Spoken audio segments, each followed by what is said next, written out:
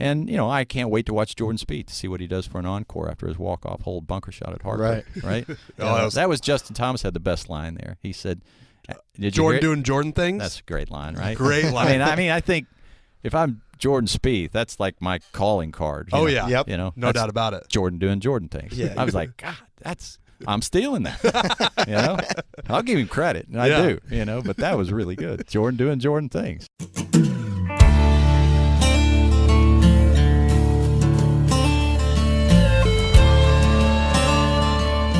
All right, the Foreplay boys are back. Bitches, we got the Open Championship recap.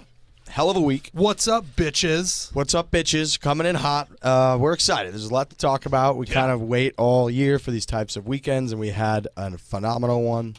Foreplay presented by Barstool Sports. As always, we have on this week's show Colt Knost. We recorded that several weeks ago. We talk about being injured. He's been injured most of the year.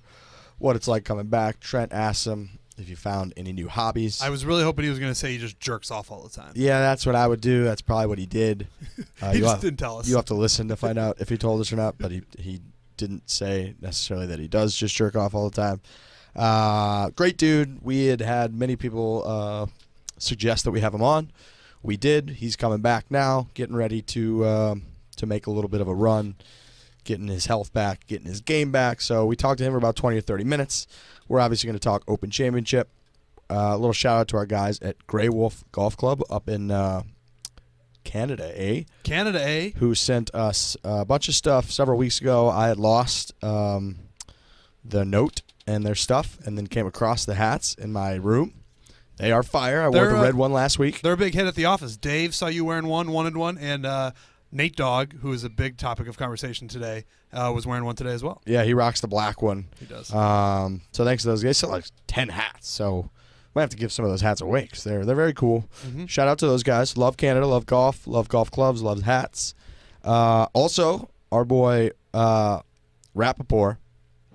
We got to plug him. He's got he's at the Texas Theater in Dallas Saturday night, 8 p.m. Get your tickets. You can go to imrappaporttour.com.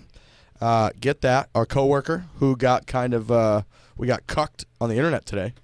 We did? Did you see World Star took his video and watermarked it? That's insane. Why would you do that? I don't know. He works for us. Like literally, we pay him. Go see Rappaport. He's one of the funniest. Anybody listening to this probably knows. He's one of the funniest dudes in the world. He's unbelievable, yeah. And he's like, he's not even. I don't even know if he's trying to be funny. No, that's just how he is. He's naturally one of those guys. He's a New York guy who can just talk and talk and talk, and it's hilarious. When I went home, one of the more impressive things, other than my family being in love with rigs, yeah, I'll never forget that. Shout out to the Ryans. Was my brother being in awe when I was like, "Yeah, Michael Rappaport's my coworker." Technically, he's like, "That's the coolest fucking thing." It is the coolest fucking. It is the coolest fucking thing in the world. He's the man. He is an animal. So go see him if you haven't. If you're in that area, go get your tickets. We're gonna talk Open Championship. First, we do have to talk about how phenomenal the Dollar Shave Club is. Many people notice that I have a very well-trimmed beard these days. Kind of accentuates my jawline. Doesn't get that way easily. New York, you pretty much never want to leave your apartment. You kind of just want to be there. You want things to arrive. That's how Dollar Shave Club works. You sign up. They bring it right to you. You don't have to schlep your ass to the store. So you can get yourself a great shave at a great price, very conveniently, delivered right to you. It's an awesome, basically a life hack. It's a no-brainer choice. You don't have to basically leave ever for any reason. They'll bring it right to you.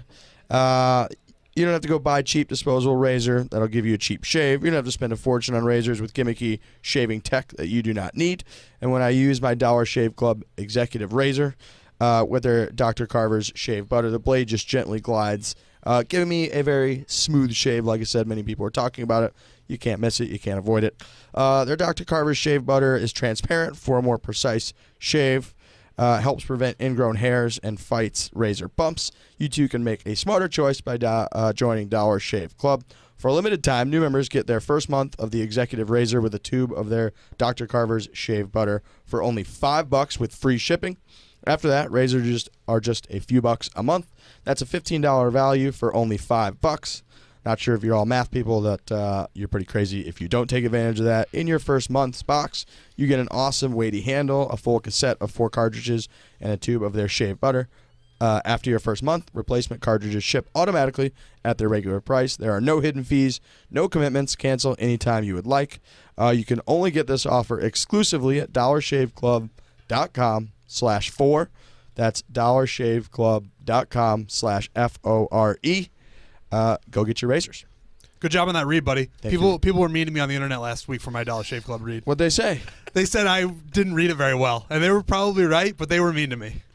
Interesting. I felt like you read it. Oh, I don't know if this is going to No. I felt like you read it like you always read it. That's if I read those ads like that one every single time, we have a problem because I did go back and listen to it, and it was shaky. It was a little shaky. Maybe you were just nervous. Why would I be nervous though? I don't know. Why? I think I needed to read it over one more time before I did it, but people who were mean to me on the internet, you were right. You're very rarely there's also a lot of it's kind of like alliteration and a little tongue twister, like Dollar Shave Club. You know, you can kind of get slipped up. I don't know if this is going to make much sense, but there are some times when I get too much saliva in my mouth, and it makes it hard to say things. I don't think people are going to be stunned by that. I don't think they are either. Yeah. Because I say things I say sometimes are hard to come out because they're fighting through just waves of saliva in my mouth. Let's see how you do on talking Open Championship. Okay.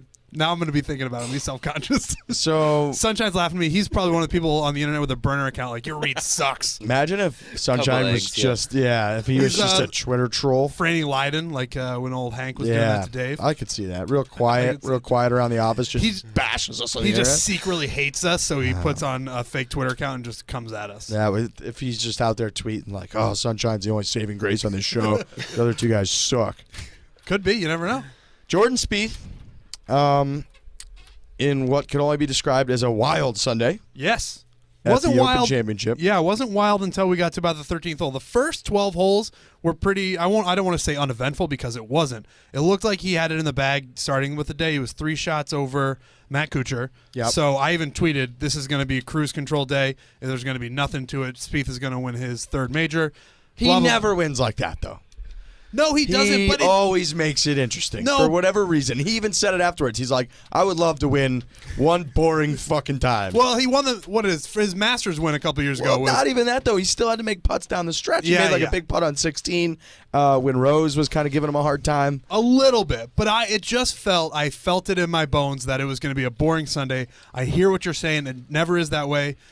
And it wasn't. It was the most electric Sunday round I think I've ever seen. I'm tend to hyperbole because what is that? The things that happen recently, recency bias is what I'm looking for. Yes, recency bias. That's my Dollar Shave Club read.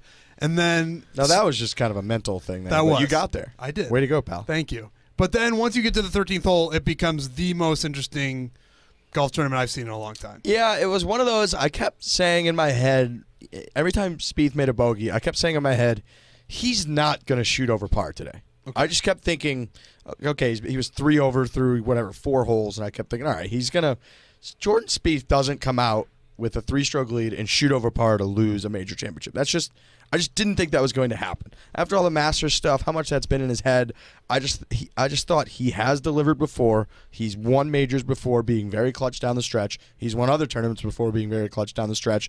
He's going to be known at the end of his time as a guy that's very clutch down the stretch. There's no way he finishes over par. And then with his debacle at 13, I was like, well, he's going to make a fucking double here. He might be going back to the tee. He's going to be 5 over, and this thing, he's going to be down 2 or 3 strokes. This thing's over. And then, I mean, that had to be, all things considered, the most kind of crazy clutch bogey ever. Yeah. To think that he came away with all that with a bogey. With a bogey. A bogey. All of that, all the delay, the bullshit, the ruling, where can he go? Is he going to have to go back to the tee? If he makes double or triple here, now he's losing by multiple strokes after leading for 4 days straight, 3.5 days straight. And then he gets out of there with just a bogey, and you're thinking, well, okay, like that's and he said that, Greller had said to him at that point, that's a huge momentum shift that we got out of there with just a bogey. Yeah, because you just know Kuchar sitting, because when he's literally sitting or taking a knee on the fairway on 13, waiting for Spieth to do something, anything. We've gone to like 3 commercial breaks by this point. You got to think Kuchar's like, all right, I can win this thing. Jordan Spieth is completely rattled. Yep. He's going to fall apart here down the stretch, and I'm going to win this thing. And it goes the complete other way. It's funny that you say heading into this, he's not going to finish above par. Part of his legacy is going to he makes clutch putts, he does this, he does that. After he hits that errant tee shot on 13, everyone on Twitter is saying now his legacy is going to be number 12 at the Masters. It's going to be number 13 at Royal Birkdale. His legacy could have shifted either way. In the world that we live in now, things work that quickly, where it went from we think he's going to be a choke artist for the rest of his career, despite having 2 majors already, to he is now where we want Jordan Spieth to be and where we thought he was going to be after 2014. Look, don't get me wrong. When the whole 13th hole was going down, I was saying in my head, like, well, maybe he is going to finish over par and blow this fucking tournament. But when he made that bogey, you just thought, okay, at least, he's going to come in. He's gonna birdie 1 or 2 of the par 5s. It's going to be close. He's down by, what was he down by, 1 stroke then after 13? Yeah. So I started, you kind of got that vibe, like, okay, it's not over yet. And then when he hit it tight, it was like, here we go. And then when he fucking eagled, it was like him coming back to the par 3 on 14 and almost acing it. Literally, he almost imagine aced what that would have been like. That would have just gone in. I don't even know what I would have reacted like. But then just to come back and hit that shot, and then again, like you said, he went eagle, birdie, birdie. The eagle putt was from like 50 feet away. Right, and that birdie on 14, it felt like it came out of nowhere because it was negative, delay, pace of play. Everyone's chirping. Wow, okay, he made a bogey. That's not that bad. And then he almost holes it. Almost. And you're like, what am I watching right now? Like, what world are we in? This is insanity. And you and I went on the radio today to talk to Dave a little bit about the delay. Dave was making it seem like it was Jordan Spieth's fault that it was taking so long. I don't think Jordan really had any of that sort of control in that situation. Obviously, he was checking with the rules officials what's going on, but it took about as much time as it needed to take to get the right ruling. I don't think Spieth was causing any sort of delay on purpose. No, and I mean, if somehow he finagled it to where he was, it's a genius move. Certainly. Because he needed a timeout. He did. Badly.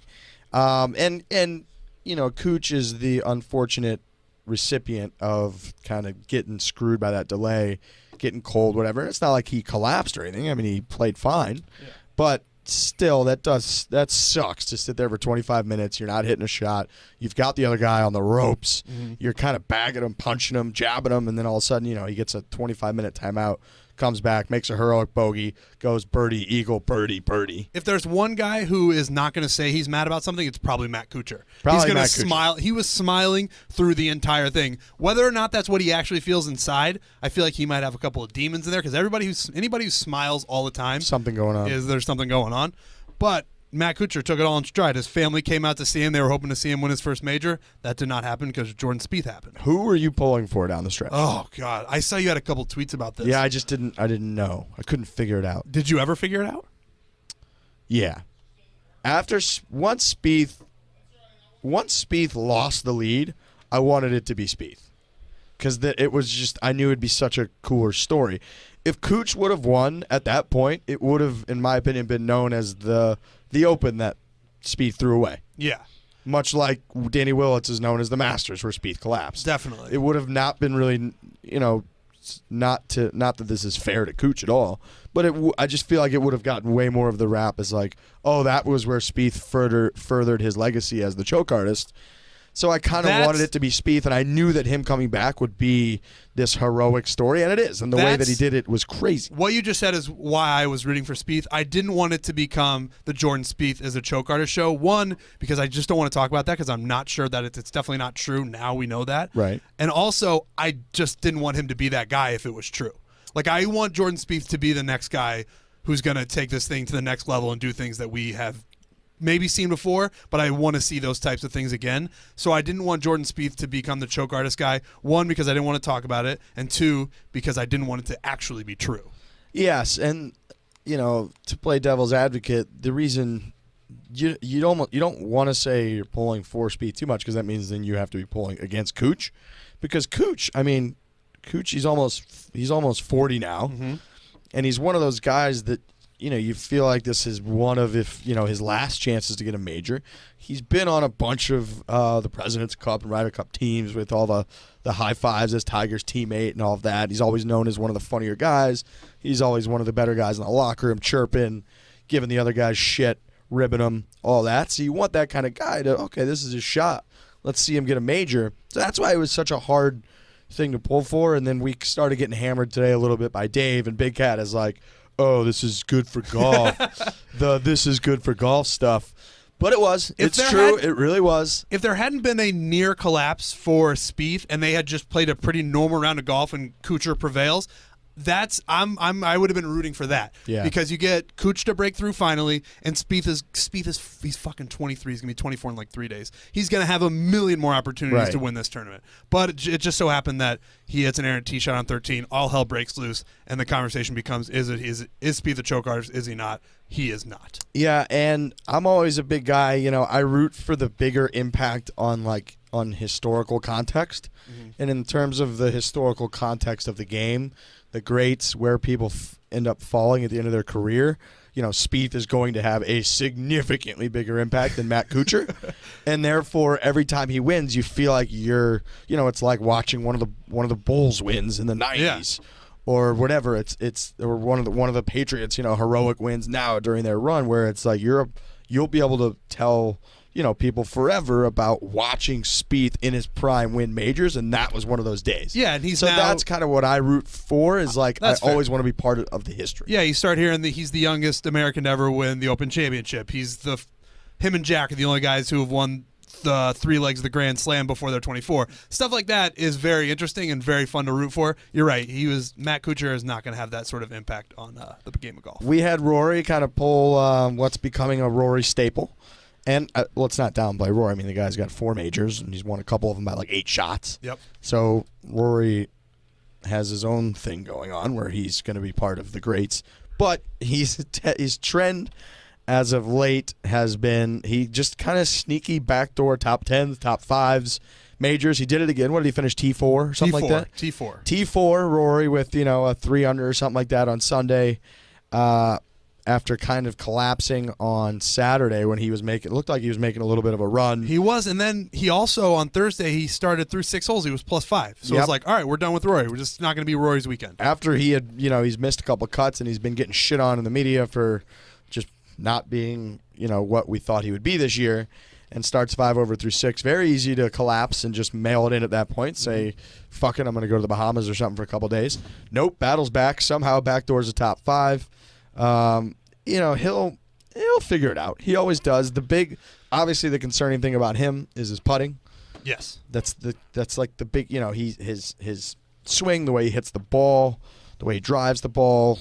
I think everybody gives him the massive advantage over Spieth. But when you've got that guy that just makes those putts, I mean, that's just, people take that all the time. Driver show, putt for dough. It's one of those classic cliches, but it's fucking true. And it's very concerning about Rory, in my opinion. A couple things on Rory. One, I actively root for Rory. Spieth, I'm like you. I like the historic part of the game where Spieth has the chance to really be something historically. Rory too, but I actively root for Rory. I was tweeting about Rory and Spieth on Saturday, being like, "Man, I hope Rory makes a run here. I hope Rory makes a run." People were like, if there was a Spieth Rory showdown, who would you root for?" I'm rooting for Rory 100 times out of 100. I know that's going to piss off people who are like, "You got to root for the American." No, I don't care. I don't care about that unless it's Ryder Cup stuff. If it's just those two straight up, I'm Rory every single day of the week. What if Rory's playing Spieth in the Ryder Cup in singles? Spieth, I guess.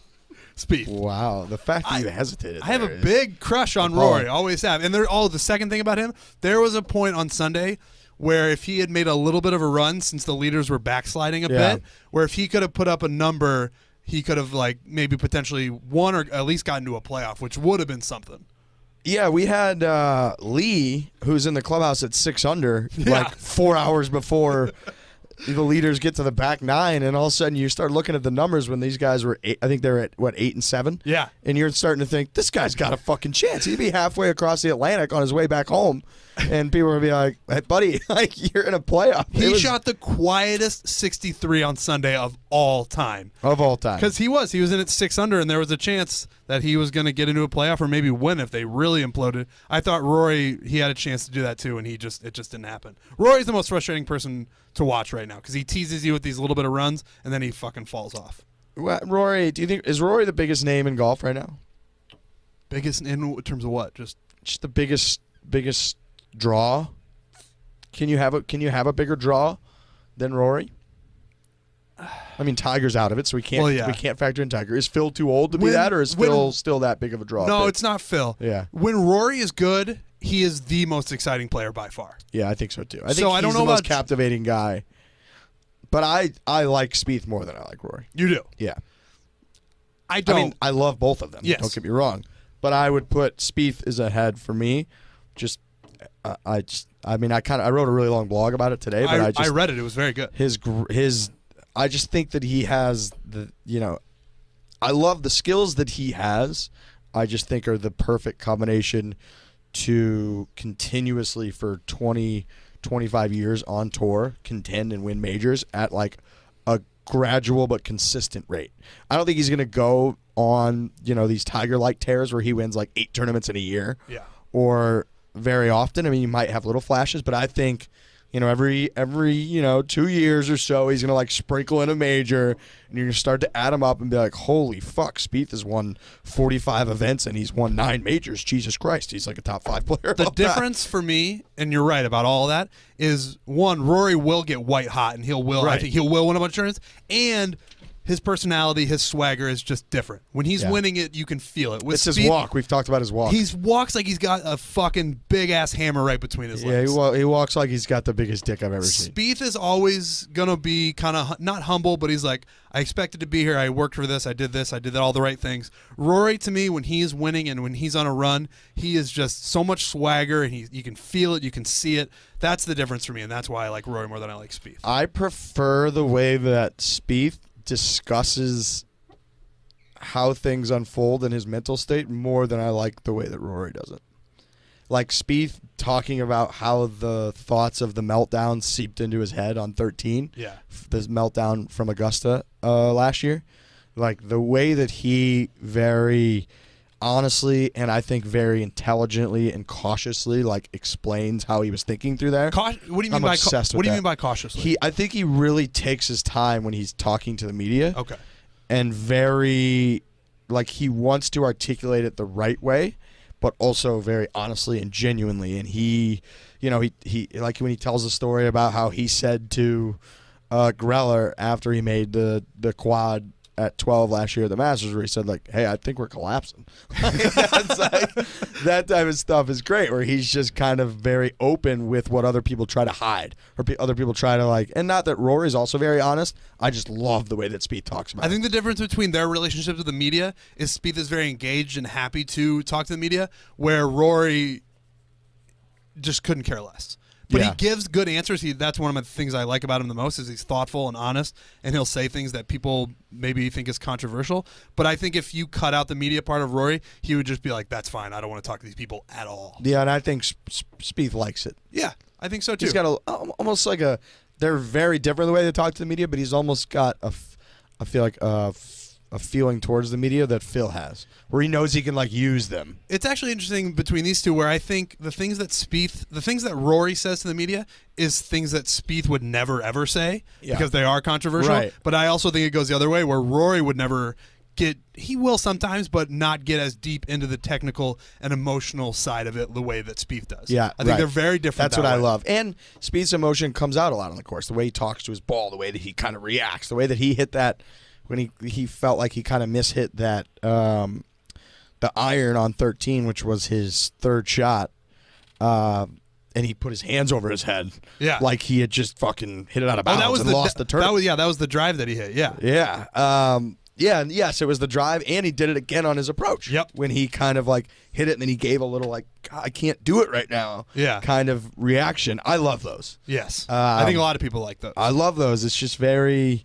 That's just how that's how I feel. Like I play. I'm like, God damn it! Like, what's going on? And they would never hear whether it's true or not, you would never hear people say, "Oh, I don't think Spieth cares," or "I think he's lazy." As Rory has unfair or fair gotten those things put on him, you would never hear about that about Spieth. Yeah, he gets a little bit of like he's disinterested sometimes. Which Steve Elkington, our friend of the program, went after him a little bit and got dunked on by Rory, but I mean, he's not the first one to bring that up. We talked about it when that happened. You would never hear people say, "I think Spieth is disinterested." And Brandel brought it up on last week's show where he was like, look, it's human nature that these guys, and Brandel loves the house on the beach thing, when guys get, a certain amount of money, it seeps a little bit of that hunger out of them. That's no matter human what. nature. That's just human nature. Complacency is human nature, and that's what he said was the biggest difference with Tiger. Right. He just didn't have that. Exactly, and that's what he was saying, that, these generational greats that we're going to get sprinkled in every now and then, you very rarely get one that is not,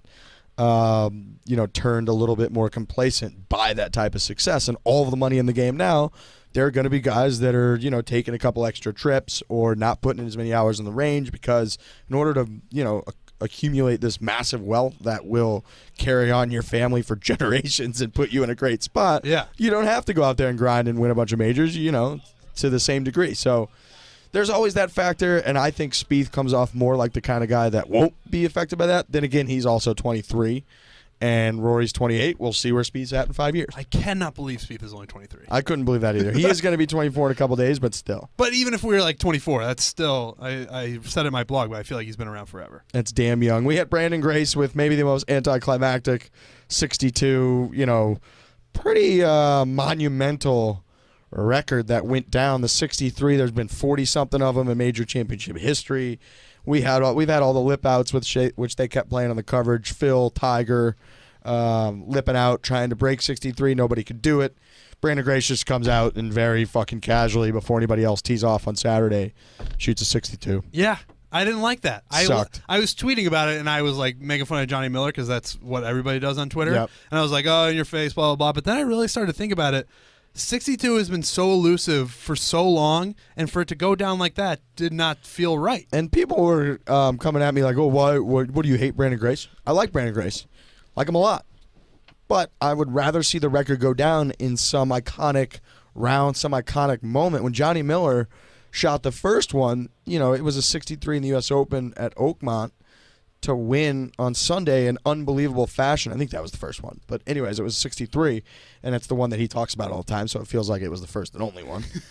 That was, you want that 62 to come that way, or you wanted to even I really wanted Phil to get it at Troon last year with that lip out. That really felt awesome. that felt like the moment where we're going to finally see 62. Or as Tiger at Southern Hills in 2007. You wanted it to be something like that, and you didn't want it to be Brandon fucking Grace who ends up finishing, whatever. Who knows what did he finish? Top 10, top 15? I'll look, but very unceremonious. That was our point. That was very disappointing to see the record fall like that. It wasn't disappointing to see Brandon Grace play great golf that goes down in the record books. It was to see the record go down that has stood up in such amazing dramatic fashion with these crazy lip outs and the golf gods guarding the hole when the 62 comes into play, and then just to see it go down like that was brutal. He finished T6, and I completely agree with you, and I think anyone who disagrees with you and is like, "I'm just glad it happened, I'm happy," here's the You're thing. a loser. Here's the thing. Being happy for Brandon Grace and saying, "I wish it had happened in a different fashion," you can have both of those thoughts. Yeah. And I think that's how we feel. Yes. Like, good for Brandon Grace, 62, man. And Johnny Miller said it's playing very, very easy. He was very Johnny Miller reaction. Oh, he had some unbelievable quotes. It's very Johnny Miller how he reacted to it, but it's what you're saying. I wanted it to happen at a moment that mattered, not when it was, nobody had teed off and, you wake up in the morning, holy shit, Brandon Grace shot a 62. Yes. That's not how you want that. No. But congratulations to Brandon Grace, but it's, I think people understand where we're coming from. Yeah, somebody had a great tweet where they were like, pretty good for the Southport Open, Johnny Miller probably. Yes. It was a fucking great quote. Yep. And Johnny Miller, he did not disappoint. I know you like him, and I do not huge like Johnny him. Miller guy. But again, what he's going to say. He's going to say, "Oh, it's a great record, but it was set up very, very easy." He's not wrong. But. To cover the course real quick, I thought the course held up great. I thought, it's links, it's Open Championship. It's going to be dependent on the weather. That's the nature of the event. Always has been, always will be. it was brutally tough to start the tournament. Mm-hmm. I was still up. My brother and his wife flew into town. They didn't get in until like 1 o'clock on Wednesday night, Thursday morning. So I was already up anyways. So I was like, I'll watch the first couple tee shots at like 1:35. Mark O'Meara out of bounds. 3 of the first guys in the group, or I think 3 balls out of the first 3 groups out of bounds on the first hole. Yep. People were making triples, quads all over the place. I was like, this is great. Played even harder on Friday, and then you had a really easy day Saturday, and guys went low, and then Sunday it held up well yesterday. Yeah, it was playing so easy on Saturday that Brandon Gray shot a 62, and we're like, all right, that's going to last about an hour because Dustin Johnson's about to finish up. Yeah, and he's going to get one too. He ended up posting a 64. But like I said, I like that the course is going to play way different day to day because that's just the nature of the championship. Had you not had that Friday, you might have seen some record-breaking stuff. Mm-hmm. But I got my fix of carnage. I got my fix of really good rounds with all kinds of birdies. It was like a perfect mix of both. Great little mix, and then you got the drama at the end. So. I got to tell you, we root for carnage. You and I, we've talked about this before, especially when around U.S. Open time. But when I was sitting in my apartment watching Saturday morning, drinking coffee, watching people go low, that's a fun time. That's great. A really fun time. I couldn't agree more. It's really nice. It was great to see, especially after all the carnage from the day before. Yep. So we're not these crazy pessimistic psychopaths. We like to see a little bit of both, and we got our mix. Yeah, I think I often act like I want to be pessimistic and see carnage, but then I'm just like a happy golden retriever when people are going low. So it's like it goes both ways. Yeah, it is. We're kind of dumb in that regard. There was only one guy that got to double digits under par, even with that Saturday round. So Royal Birkdale, and the people were praising the course. It's great. It's got that first 14 holes that are grueling, and then you get some birdie opportunities coming home. So it was great. We had Ian Poulter hovering near the lead the first couple days. I didn't even really respond to the tweets because there's no chance Ian Poulter's going to win the tournament. Zero.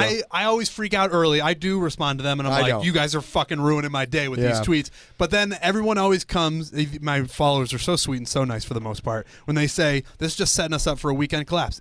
I would rather have him in contention and then watch him fall as the days go by, and they're always right. We kind of said that about the players where we were like, no, this is fine. He's going to collapse, and like he kind of did, but also finished second.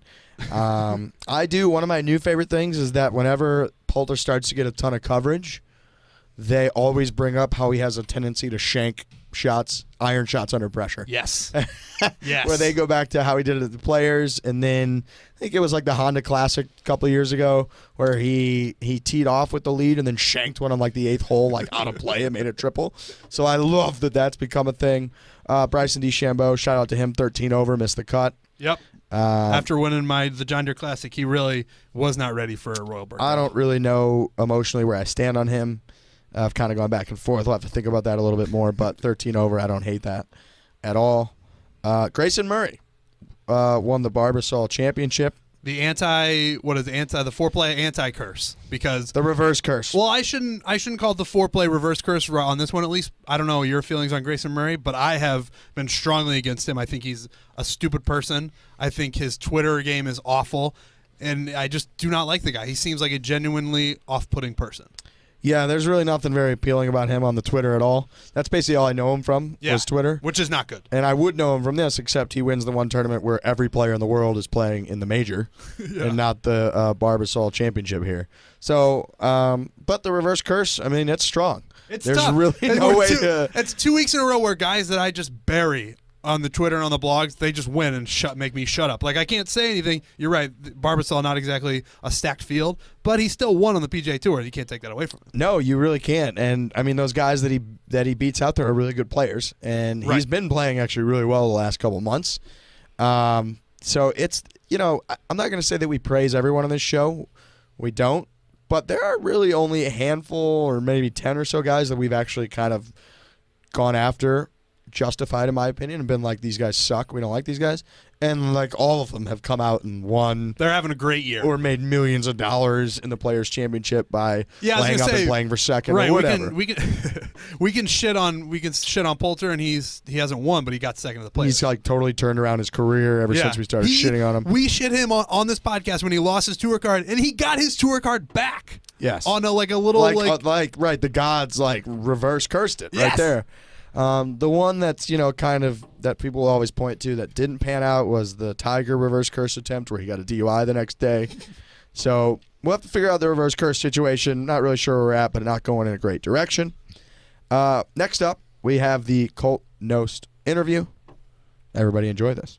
This interview with Colt Knost is brought to you by Simply Safe. Think of the million things you do every day to keep your family safe. Well, a Simply Safe home security system is another fantastic way to keep them safe. It's super easy, too. Each Simply Safe system is a security arsenal expertly engineered to protect your home. You can set up the system yourself in under an hour. There's no drilling or hardwiring required, and you save hundreds on installation fees. Simply Safe has a super fast wireless connection to authorities and police dispatch. 24/7 alarm monitoring is just $14.99 a month. No hidden fees, no annoying gotchas. That's it. No long-term contracts either. Simply Safe will never lock you in like the other alarm companies do. Feel free to cancel at any time. You also get a 60-day risk-free trial to try the system out your home and see if you like it. I can't recommend Simply Safe enough to protect your family. Right now, go to simplysafe.com/barstool. That's BARSTOOL. If you order today, you'll get an extra 10% off, plus a free keychain remote and free shipping. Go now to simplysafe.com/barstool. Colt, how you doing, man? Good. How are you? I'm doing great. This is Riggs. I'm here with my guy, Trent. Hey, Colt, how's it going, man? Good, Trent. How are you? Fantastic. Hey, thanks a lot for hopping on with us, man. We really appreciate it. Yeah, no problem. So we'll start with, you hurt your wrist, you had surgery, you've been out pretty much the whole year. What's going on with your body? Kind of where are you at with all that? Yeah, everything's going good. I kind of played through the pain all last year just because I was playing so well, and then this year was kind of rough, and things were starting to get pretty bad as far as like swing speed and the pain and everything. So finally decided to have it looked at, and they went in and cleaned it up, and had 14 weeks off, no balls or anything, and started hitting balls a couple months ago, and then got cleared to start playing a few weeks ago, and it's coming along nicely. So during that time off, I mean, we're kind of weekend golfers. I sit there all week, whether it's in my apartment or at work, kind of thinking about my swing, what I could do, but I can't actually swing anything. Were you just like thinking about your action nonstop? I was just so bored. It was incredible. I mean, I had a cast on my hand, so I couldn't do anything, but it was just, I would go out to the golf course and just sit and talk to people and putt one-handed, but it was awful. Yeah, so were you able to kind of, I don't know, restart a little bit or kind of start fresh, I feel like, when you come back from something like that? Yeah, I've been playing out professionally for 10 years, and, I'm a guy that plays a lot, and I haven't really had much of a break during that time, and, it kind of got me hungry again and ready to go again. I'm getting the itch really bad right now that I want to get out there and compete, but it sucked that I was out for that long, but it was kind of a nice little break and kind of got my motivation back, and I'm ready to get back out there. Yeah, I was going to say, when you're playing every week, sometimes I feel like it can be a little repetitive and whatnot. You got to be just hungry as shit right now.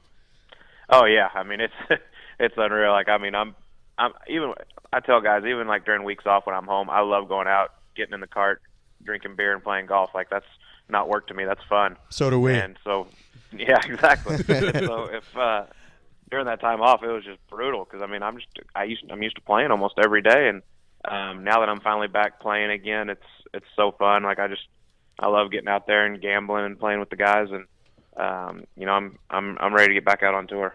So let's get into a little bit of, while you took some time off, you hopped in with doing a little analyst gig for Golf Channel. We're kind of get into gambling and all that, but Jim Bones McKay pretty notoriously last week announced that he's getting into it. First of all, what was that kind of like hopping on the other side for a little bit? It was cool, it's something they've talked to me about for a while now, just kind of just because of my personality and stuff, I guess. And once I was hurt, I figured I would do it just to see how it was, and it's something like I think I could see myself doing once I'm done playing. I'm not near ready to be done playing yet, but it was cool. Like, I kind of want to be more, if I do it, would rather be like out on the golf course and stuff like that than in studio. But it was a cool experience, and I got a lot of positive feedback from it, which was nice. I was a little nervous the first day, but then kind of loosened up as the week went on. Yeah, I feel like you've talked a little bit about kind of gambling and playing with Phil and all that, so I'm sure you know Bones a little bit. How do you think he's going to do out there? Yeah, I know Bones very well. We play out at the same golf course here in Scottsdale at Whisper Rock, and he's going to be great. He's going to bring such a different side to it. He's the guy that's been in the ropes, with Phil, one of the greatest ever, and he's been in the middle of it with Ryder Cup, President's Cup, major championships, and he's going to bring a whole different view, and it's going to be awesome. He's a very well-spoken guy as well, and he'll do great. Yeah, we were kind of talking about it last week, and he's almost been kind of the highest level analyst you could have for the last 25 or 30 years. Yeah, I mean, you watch him when they're playing on TV. I mean, he's very vocal, and he's in there a lot with Phil, and they discuss things, and he's going to be great, and I know he's very excited about it. So I'm a huge gambler. I know you've talked about it a little bit. You kind of talked about what it takes to successfully gamble against Phil. What's the secret out there if you're out there with Phil to kind of come out on top? He's tough. I mean, on the golf course, he's tough. Now, playing cards and other things, that's a different story. But golf's tough. He's a great trash talker, as am I. But he always has the majors and all the wins to kind of throw at me, which is unfair. But he's great. He's a guy I always looked up to growing up, and to be able to get out there and compete and gamble against him has just helped me in my career so much. I mean, I don't hold much back with him, and he doesn't hold anything back with me, and it's great. I love it. Do you have a story you like to tell about Phil's gambling? Like when people ask you about it, what's your best go-to Phil gambling story out there on the course? Man, there's so many. It's just, I mean, one of my favorites. Like me and him got paired together the weekend of the PGA this year, and we played both days together. I guess people don't realize what goes on in between the ropes, but I mean, there's still trash talking between me and him even when we're playing out there. But I remember on the first hole Sunday at Baltusrol, he hit it in the right greenside bunker, just dead short-sided. I mean, no chance to get within 15 feet, and he took this massive swing and hit to a foot. And he was kind of walking up, tapping in. I was like, "That's pretty good." He goes, "Yeah, I made that way easier, and I made that look way easier than it was, didn't I?"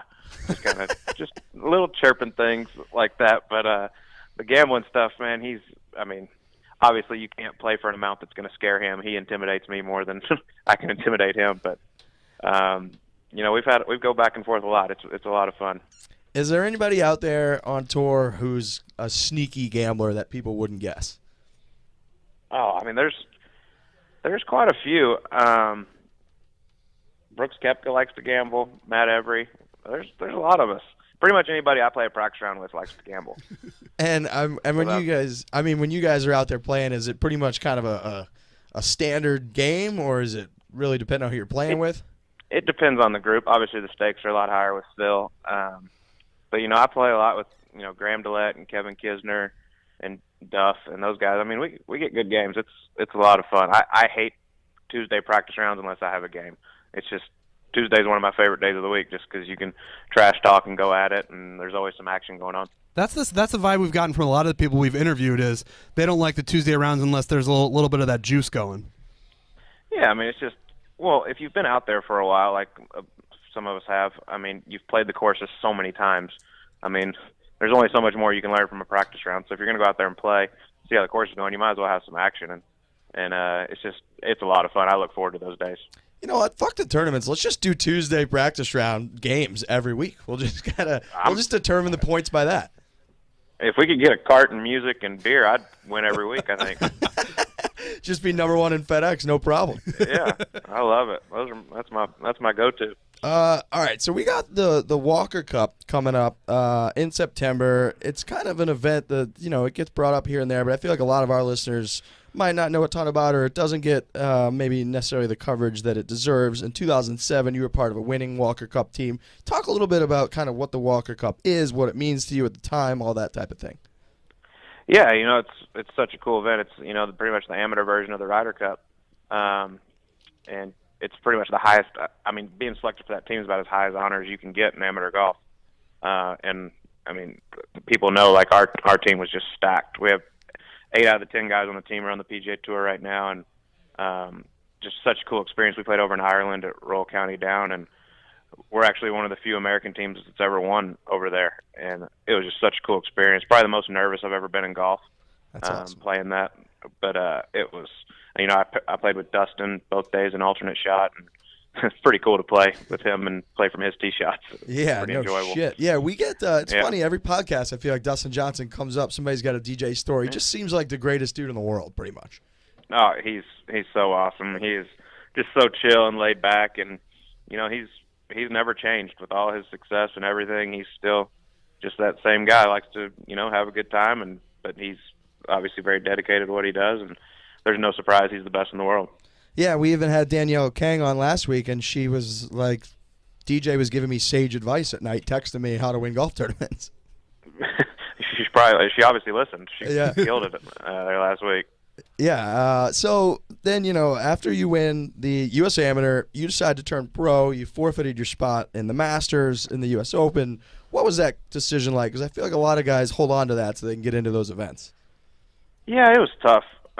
You know, tough decision. But, I mean, for me, you know, I talked to a lot of people. Actually, that's my first really interaction was with Phil. I talked to him before I made the decision. And, you know, he was one of the few that told me to turn pro and get started. For me, it was just, you know, my mom supported me my whole, you know, college amateur career, and it was time for me to kind of return the favor. And, you know, I got offered a lot of financial opportunities, and, you know, my stock was pretty much the highest it was going to be. I was the number 1 amateur in the world at the time, and I just thought it was time to go, and I could help my family out and help myself out a lot. And, you know, I'm playing this game for a career, not just one tournament. And I felt very confident I'd get back to the Masters. Even though I haven't yet, I still think I will. And, you know, I don't regret the decision at all. I'm very happy. It's my 7th year on the PGA Tour, and I'm having the time of my life. You got to get paid, baby. Yeah, exactly. Money helps things out. I'm a little surprised that Phil gave you the advice to turn pro because he stayed an amateur forever, basically. Yeah. You know, he told me, he's like, look, it's your time's now. He goes, you're going to get back to the Masters. He goes, you have a lot of opportunities right now. He goes, I recommend you turn pro and go get it. We had kind of a huge debate in the office today. It's been a weird day, and it basically stemmed from, I don't know if you've seen these, but there's viral videos of people running over other people on the golf course after they hit shots. Yes, I have. First off, your thoughts on these videos and this move in general. Well, I don't understand it at all. Thank you. Thank you. It hurts like hell. Yeah. So we were actually, Jeff Quinney was talking about it. He's like, have you seen these people running each other over in the golf carts? I don't understand it. Like someone's going to kill someone one day. Like, what the hell are they doing? Yeah. What's the fun in that? And who's the first asshole that did it? Right. So we had the debate in the office today. Trent and I basically were like, you know, we can't post them. The powers that be above us were like, it's all about numbers. We got to post these. Everybody's reacting to them. They're doing really well on social media. Now it's evolved to the point where I, your humble host, I have a bounty on my head, $1,000 bounty if somebody runs me over on the course. Yep. So I don't know really what to do. I mean, what would you do if you're in my shoes? I'm thinking about carrying a gun. You might not want to play golf for a little while and hope this just passes over and goes away. I was kind of thinking, like, I'm trying to act a little tough. I'm legitimately afraid for my health to go on the golf course. Yeah, I would be too. At least don't announce where you're playing golf. Yeah, I'm going to try to, like, mislead people. I'm going to send them to the wrong city. Yeah, that's a good play. Somebody was saying they've got that new Snapchat thing where it can locate where you are. Yeah. Somebody's saying you got to turn that off, otherwise you're going to have people all over you.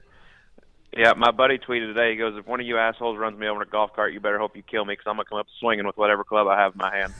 Exactly. That's 100% how I feel. Thank you. Uh-huh. All right, so we got a couple rapid fires. Okay.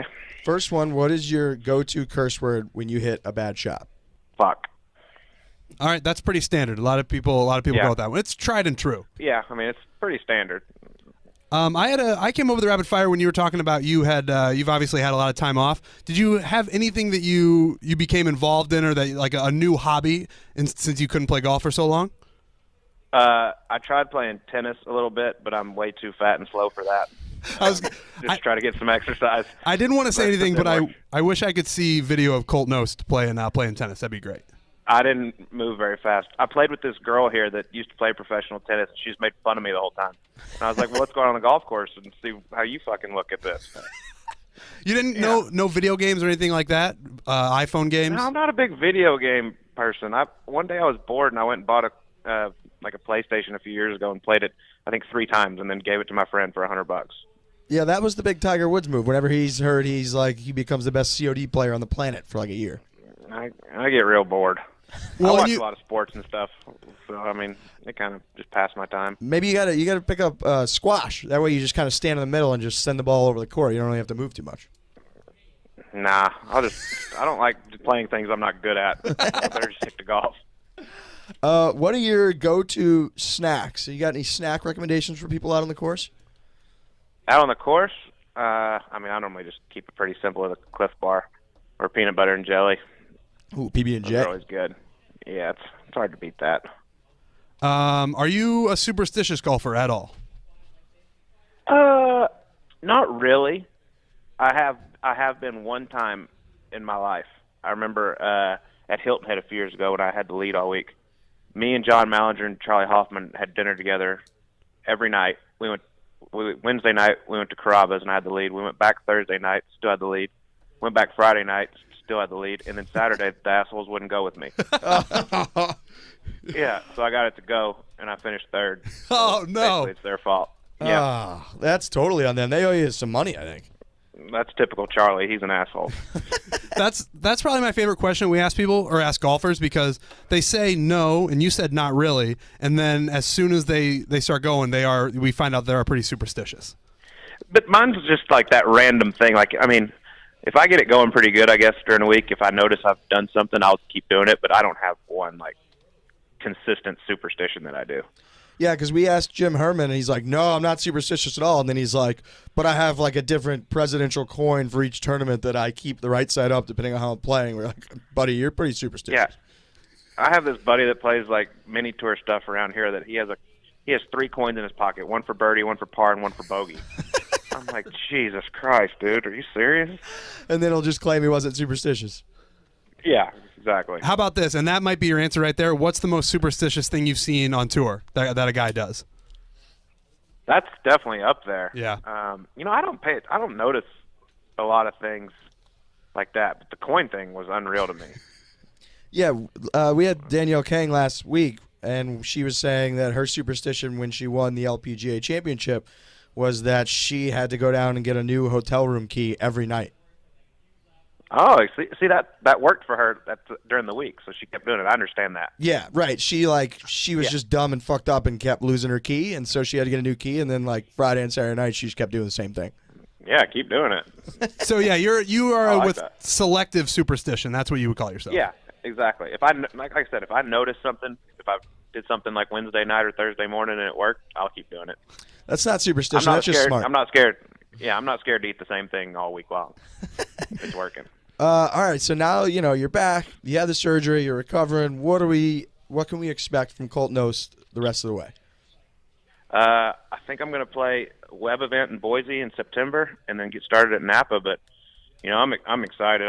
I've made some changes. I've picked up some distance, and I'm ready to get back out there, man. It's last year was so much fun. I got in the mix a few times and had the best year of my career. And then for this to happen was very unfortunate, but at the same time, I think it was kind of a blessing because it made me realize how good we have it out there, and I'm ready to get out there and win. Do you have any specific goals for next year? Yeah, I'm going to have 23 events or 24 events to make my money. I mean, first job is obviously to do what I need to do to keep my job, but my goal is to win. It's never going to change. I know I can, and I think I'm just now reaching the peak of my career, and like I said, I'm ready to get going. All right, man. Well, we really appreciate you sitting down with us. We're glad you're healthy, and we'll be rooting for you out there. That was very tame for y'all. I'm surprised. I thought it'd be a little dicier. We had a weird day. We're kind of messed up today. We've been attacked ruthlessly by our bosses. We're a little fucked up today. All right, I understand it. I'll give you a pass. We'll do it again some other time. Absolutely, man. We'll have to have you back on, but yeah, we really appreciate the time, and we're glad you're back. You got it. Thanks a lot. All right, Cole. Thanks a lot, man. All right, next up, we've got everybody's favorite segment from the gallery, from the patrons out there. FTG. FTG. That's what we call it in our little notes. No big deal. Little behind the curtain there.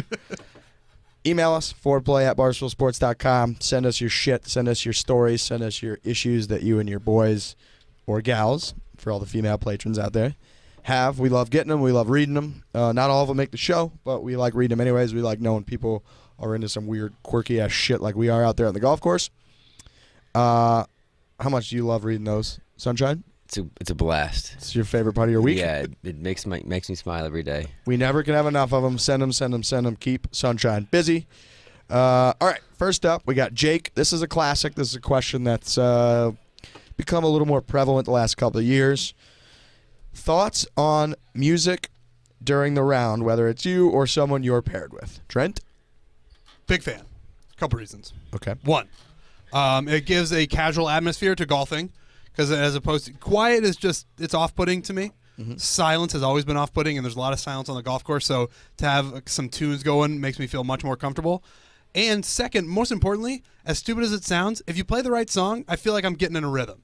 I feel like if you play the right thing, even if it's not a song that I love, if I hear it and I feel like I'm getting in a rhythm and it puts me in a good mood, I think it improves my play. Whether or not that's true, I'm not really sure. But I'm a big fan of music on the golf course. Riggs? Yeah, if you have a problem with music on the golf course, you're on the wrong side. You're going to be on the wrong side of history, and you're just kind of on the wrong side of humanity, basically. You're just the person that sucks, and you need to embrace reality, realize that music makes pretty much everything better. Everything. Now, don't get me wrong. If you're at like some private club and it's got that type of vibe, then you don't want to be disrupting the whole course and affecting other people's game, because everybody has their own music preferences and all of that. However, music on the course, and I think it was Keegan Bradley even who said this on his Faraday show, it's almost like a white noise effect during golf, where as long as you've got a consistent noise, like even Happy Gilmore, when he gets the whole crowd going when he's teeing off, that's fine. It's when you get like a click or something in your backswing that fucks with you. Right. But just music in general, because like you said, it's got the rhythm to it, it's consistent. That's fine. It's not startling. It's just a song. You know what to expect. You're kind of bumping. I also agree with the theory that I didn't really think about this, that, you know, after you hit a shitty shot or something, you hear a little music, you're not as upset. I will say this.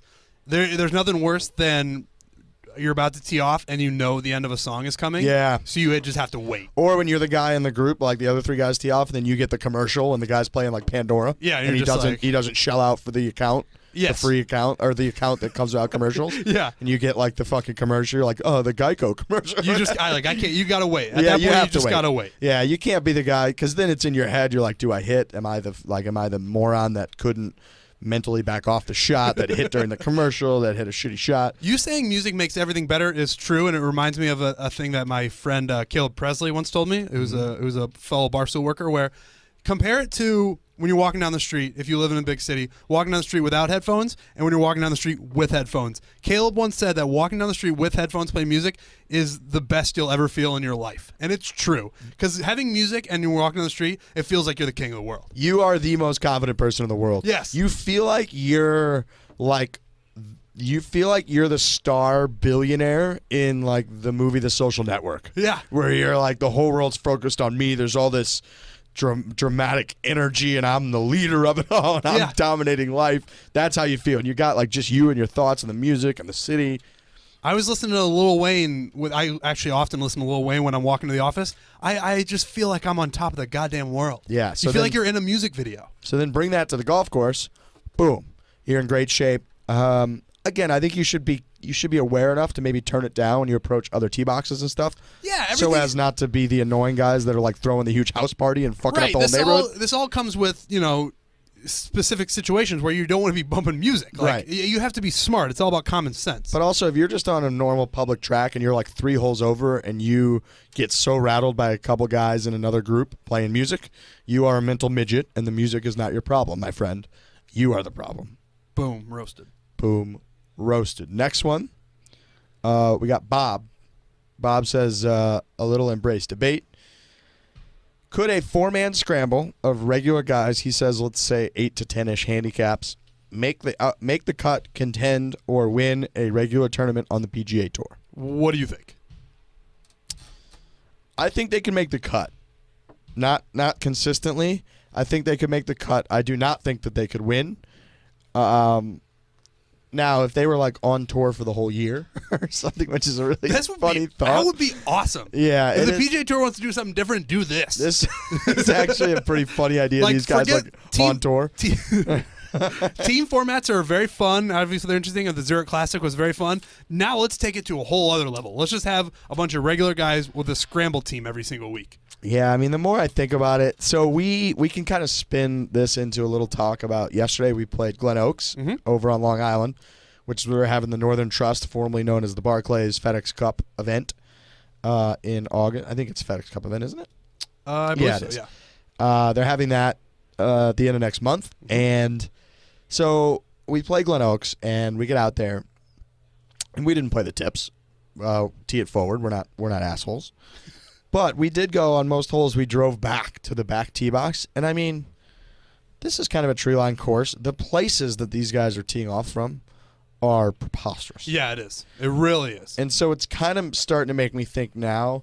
I mean, it depends on – obviously, everything depends on the course. But these guys, it would be a grind, I think, for them on a one-off to make the cut.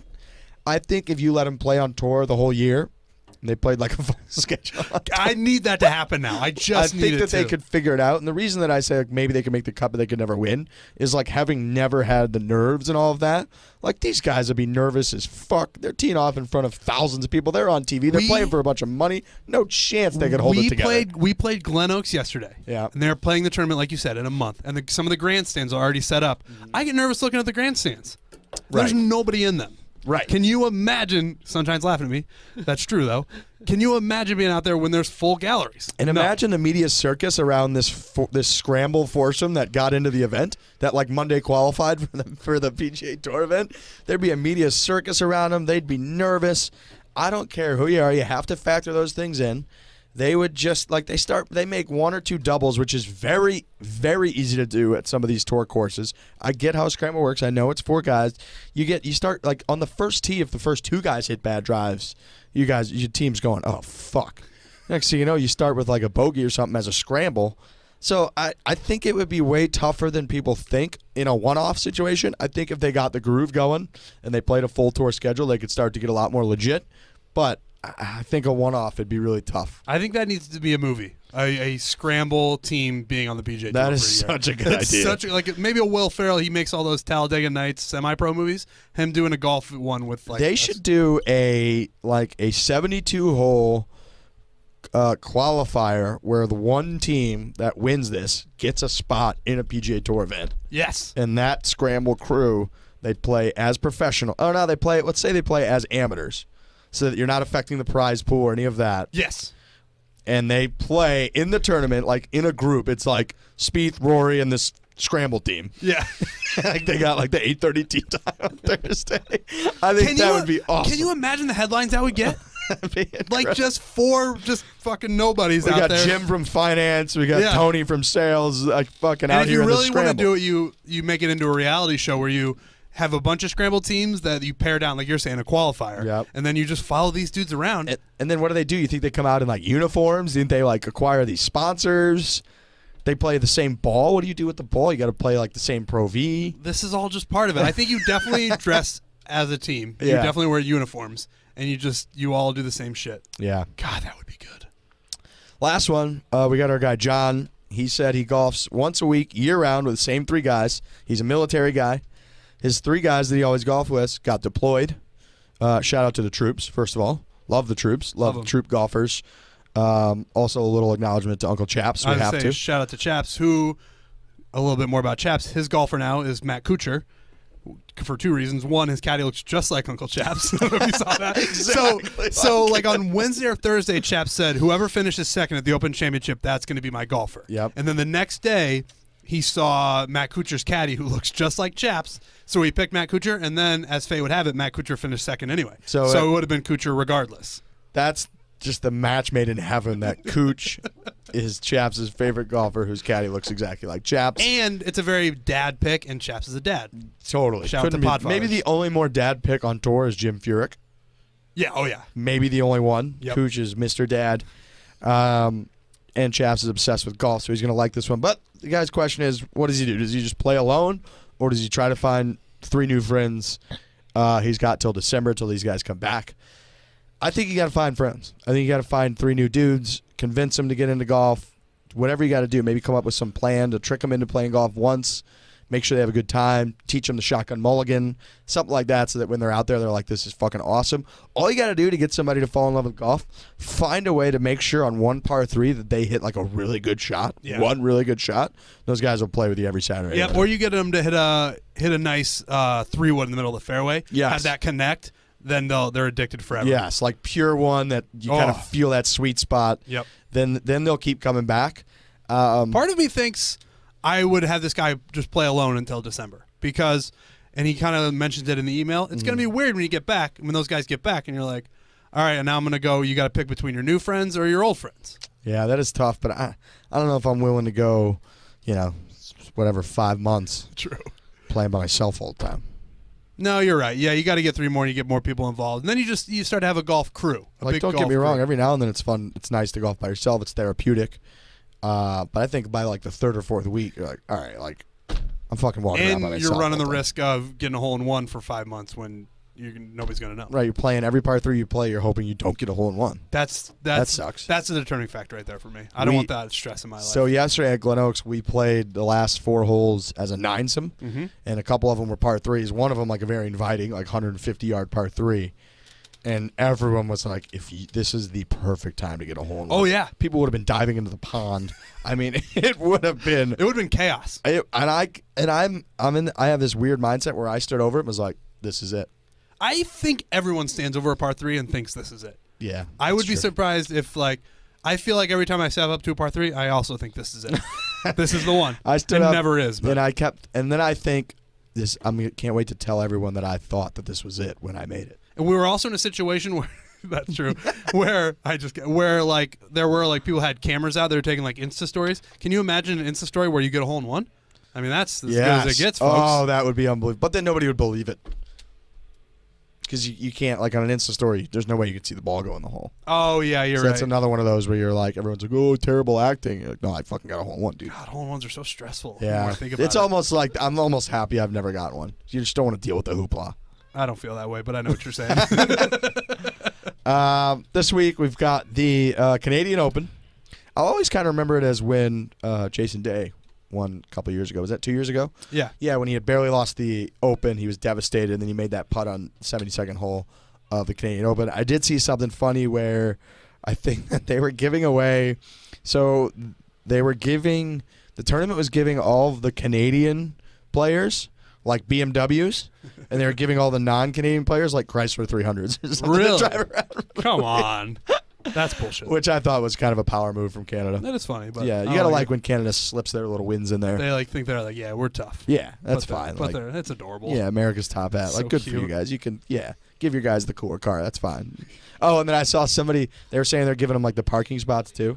And when somebody was like, well, good thing all those parking spots will be open for the weekend.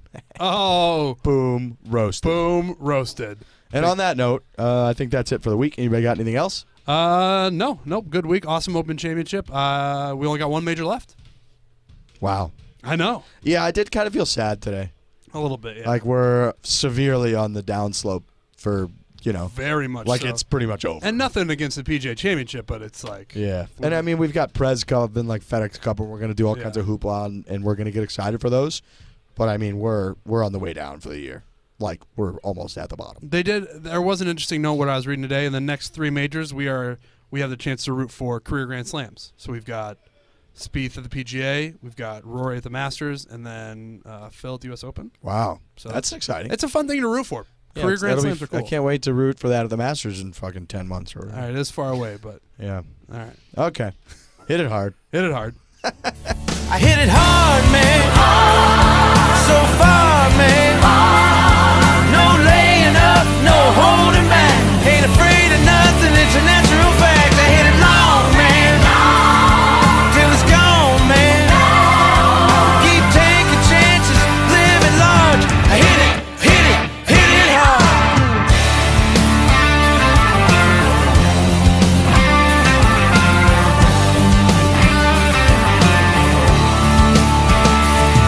Yeah, most people would have given up by now. All the rough I've seen, these ups and downs. Somehow I just keep on playing through. So all you critics pull up a chair. At the winner's circle soon, I'll be there with a high five and a smile for you. Hit it hard, man. So far, man. No laying up, no holding back. Afraid of nothing, it's a natural fact. I hit it long, man. Till it's gone, man.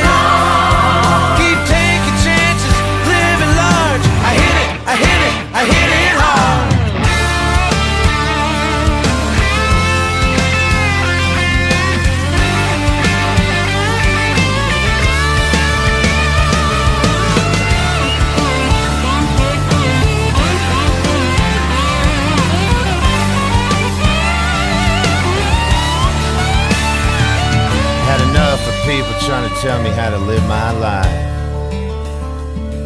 These lawyers and strings spending money like my ex-wives. Sure, I gamble and I drink and smoke 3 packs a day. Hell, ain't country music supposed to be this way? It's from the heart, man. I hit it hard, man.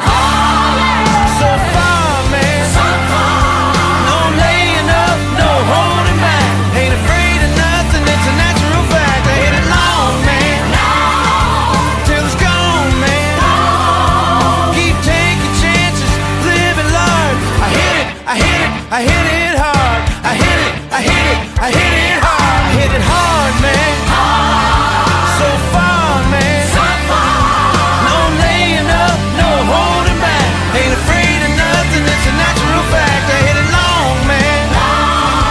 Till it's gone, man. Keep taking chances, living large. I hit it, I hit it, I hit it hard. I'll keep hitting it hard, man. How about you?